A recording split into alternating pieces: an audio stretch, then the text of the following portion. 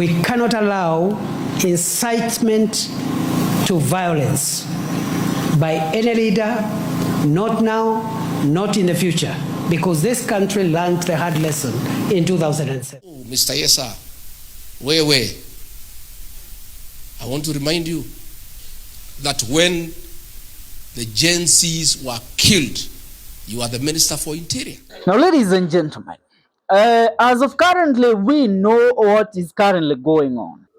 As you have heard in the clip that we have begun with, that is the Deputy President of the Republic of Kenya, Professor Abraham Kindiki, speaking on matters, the peace of the nation, and more so, the violence that has been predicted in the year 2027 by different leaders in the political arena. And this is not the first man to speak about this. Yesterday also, the Cabinet Secretary of Interior, Murkomen, spoke about this matter, and he addressed it so openly and pointed fingers where they are supposed to be pointed. This is after Rigathi Gachagua conducted an interview with Oga Obinna.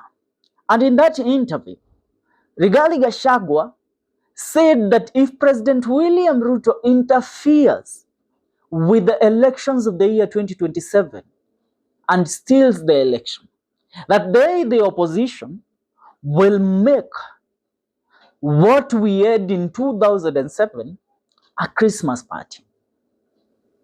Those were ones that, I mean, even if Rigathi Gachagua speaks and we always support his sentiments, they have been taken by different leaders and interpreted as a preparation for a war that will be foreseen in the year 2007 between the government and its opposition. Are we together? Now, Professor Abraham Kindiki tells us that if there is one thing as a nation that we must take into account and must protect it with our lives, is the dignity and the peace that Kenya enjoys. And I really agree with that. But one thing is happening. All this charade being propelled by people within the government of the day. They are not speaking all these on matters opposing Rigathi Gachagua because of the 2027 sentiments. They are laying ground rules to have a significant reason to issue an arrest warrant against Rigathi Gachagua. That is one thing that you must take to the bank. And understand this. These sentiments, they have provoked Rigathi Gachagua. They keep on provoking him so that Rigathi Gachagua will go out of this line. And what he said the other day, sincerely, we all agree that he was out of line.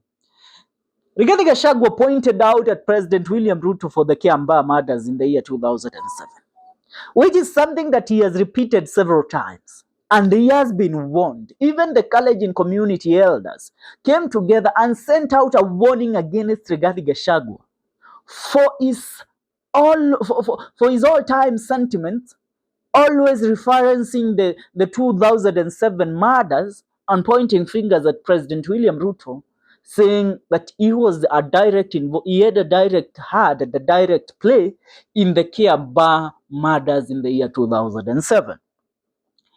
Now, when you listen to the speech and sentiments made by Professor Abraham Kindiki, they want to set the ground rules so that when they come to issue an arrest warrant against Rigathi Gachagua, nobody will dispute the validity of that arrest warrant. It will have the weight that it deserves so that it can be served to the opposition leaders. To Rigathi Gachagua. And Rigathi Gachagua will be taken to custody. You have heard several times the NIS, the National Intelligence Service Director Newden Hart, speaking on matters on how Rigathi Gachagua has been threatening the security of the Republic of Kenya by calling out different security chiefs on delicate matters of the elections of the year 2027. And I tell you, Murkomen has also put a stamp on this charade that they are currently playing. It's a con game and an emotional game. Push the man to the corner, push the snake to the corner and let it rattle. So they are pushing Rigathi Gachagua to the corner to provoke him to rattle. And he has rattled several times, but they want evidence that cannot be disputed in a court of law, that this man has sworn that he will cause violence in the year 2027 if he is defeated in that election. You know, if there are scars that we as Kenyans hate to provoke, are the scars of what happened to our country in the year 2007. That is a year that decades and centuries to come will always go down in history as the year that a lot of people died due to political differences, tribal clashes within Kenya. That is the year that history was written in blood in our country. So anybody that touches on that delicate matter provokes some certain sentiments or some certain emotions from the people that were affected by that thing. And when Rigathi Gachagua makes such comments, he is also preparing a counter plan. Why am I saying this? Gachagua has made it clear that William Ruto rigging the 2027 election is the worst thing that can happen to Kenya and might lead to a lot of violence. But also on his other hand, Kipchumba Murkomen is outside there telling people that we will make sure that William Ruto wins the election in the year 2027. Now this sentiment by Kipchumba Murkomen means that hata Ruto asiposhinda tutaiba kura tumfanye rais 2027. Rigathi Gachagua on the other hand anawaambia nini? 2027 mkiiba kura, we will make 2007 become a Christmas Eve party. Mtaona 2007 ka ilikuwa mchezo. That is Rigathi Gachagua. So when these people prepare an arrest warrant for Rigathi Gachagua for trying to incite people about violence come the year 2027, Rigathi Gachagua and the team have also written a petition to the International Criminal Court. And this petition, more so, it points directly to the president, the PA to the president Farouk Kibet, the member of parliament of Kapseret, and the cabinet secretary of interior, Kipchumba Murkomen. So, Gachagua is preparing to counter these people on his head when they come with these arrest warrants and the claims. On the other hand, these people are preparing to make sure that in everything that they do, Rigathi Gachagua won't escape the wrath of the law when they come punching on him.